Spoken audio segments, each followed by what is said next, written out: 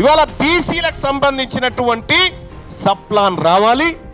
ఆ సప్లాన్లో ఎంబీసీ సంచార జాతుల వాటా సపరేట్గా ఉండాలి. ఒక్కొక్క ఫెడరేషన్కి నిజాయితీతోని 1000 కోట్ల రూపాయలు కనుక ఆ ఫెడరేషన్ ద్వారా ఆ వర్గాలకు ఖర్చు పెడితే వాళ్ళ జీవితాల్లో 5 ఏళ్లలో మార్పు వస్తుంది. కానీ ఈ ప్రభుత్వాలు చేయలే. మేము చిత్తశుద్ధితోనే అది చేయడానికి సిద్ధంగా ఉన్నాము. తమాషా ప్రకారం వాళ్ళకి ఇస్తుంది. వాళ్ళని ఇవ్వడమే కాదు, వాళ్ళని చట్టసభకు తీసుకుపోతుంది. వాళ్ళని చట్టసభకు తీసుకుపోవడమే కాదు, వాళ్ళ బ్రతుకులు మార్చుకోవడానికి వాళ్ళ అభిప్రాయం చేత చట్టాలు రూపొందించబడతాయి. ఇక రెండో అంశం, ఎంబీసీ సంచార జాతుల బ్రతుకులు ఎట్లా మారుస్తారు? మీ ముంగట ఉన్నటువంటి ఆలోచన ఏంది? మా రజనీ ఏటో పోయింది. మా రజనీ గారు, మేము, మా జానయ్య గారు, మా అశోక్ అన్న, మీ అందరం కూడా చాలా అనేక సార్లు మాట్లాడుకున్నాం ఈ అంశం మీద. ఇవాళ ఇప్పుడున్నటువంటి ప్రభుత్వాలు 2014 నుంచి 2024 వరకు ఎంబీసీల కోసం చేసినటువంటి కేటాయింపులు, పెట్టిన ఖర్చులు, ఈ రెండిటి లెక్కలు మొన్న నేను ప్రజల ముందు పెట్టడం జరిగింది. ఒక ప్రజెంటేషన్ రూపంలో పెట్టడం జరిగింది. మా సూర్యారావు అన్న కూడా అనేకమైనటువంటి డేటా దానికి సమకూర్చింది. ఇక్కడ కేటాయింపులకు, ఖర్చుకు అసలు ఎక్కడ కూడా పొంతన ఉండదు.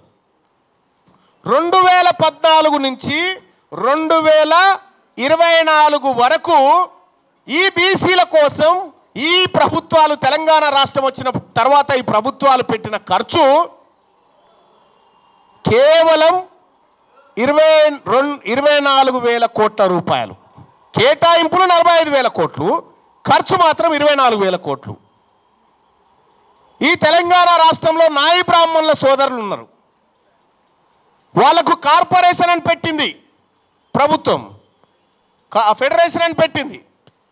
ఫెడరేషన్ పెట్టి వాళ్ళకు మంచి చేస్తామని చెప్పి కేటాయింపులు చేసి వాళ్ళ సెలూన్ షాప్ల కరెంట్ బిల్లులు కట్టి వీళ్ళకి మంచి చేసామని చెప్పింది. కానీ ఎక్కడ కూడా వాళ్ళ జీవితాల్లోకి తెలంగాణ ఫలాలను తీసుకుపోలే. సంచార జాతులు, అలాగే మోస్ట్ వెనుకబడినటువంటి బీసీ కులాలకు, అందులో ఉన్న 99% కులాలకు అసెంబ్లీ ఎక్కడ ఉంటుందో కూడా తెలియదు. వీళ్ళు కేటాయింపులు చేసి మోసం చేశారు, నమ్మించి నయవంచనకు గురి చేశారు. కేసీఆర్ అండ్ రేవంత్ రెడ్డి కూడా నయవంచనకు గురి చేసింది ఈ వర్గాలను. ఇవాళ బీసీలకు సంబంధించినటువంటి సప్లాన్ రావాలి. ఆ సప్లాన్లో ఎంబీసీ సంచార జాతుల వాటా సపరేట్గా ఉండాలి. ఇక రేపటి మా బీసీల ప్రభుత్వం వస్తే మొదటి బడ్జెట్లోనే 1,00,000 కోట్ల రూపాయలు ఈ వర్గాల కోసం బడ్జెట్ రూపంలో తీసుకురావడానికి సిద్ధంగా ఉన్నాం. వీళ్ళు కేవలం కేటాయింపులు చేసి వదిలేసారు. కానీ ఇందులో ఉన్నటువంటి సంచార జాతుల దగ్గర నుంచి బడ్జెట్ను పంచుకుంటూ రావాలి.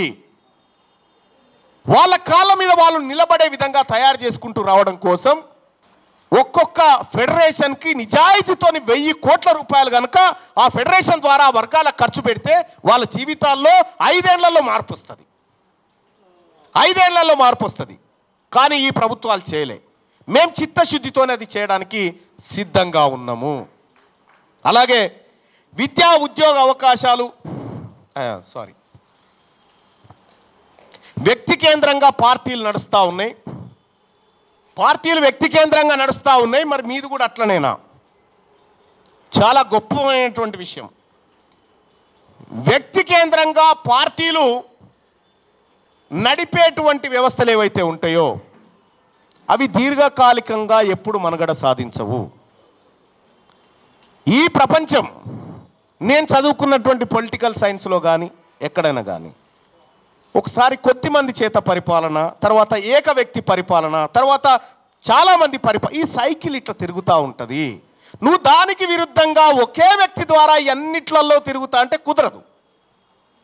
తెలంగాణ రాజ్యాధికార పార్టీ ప్రజాస్వామ్యయుతంగా, సామాజిక న్యాయపరంగా ఏక వ్యక్తి పాలన లేకుండా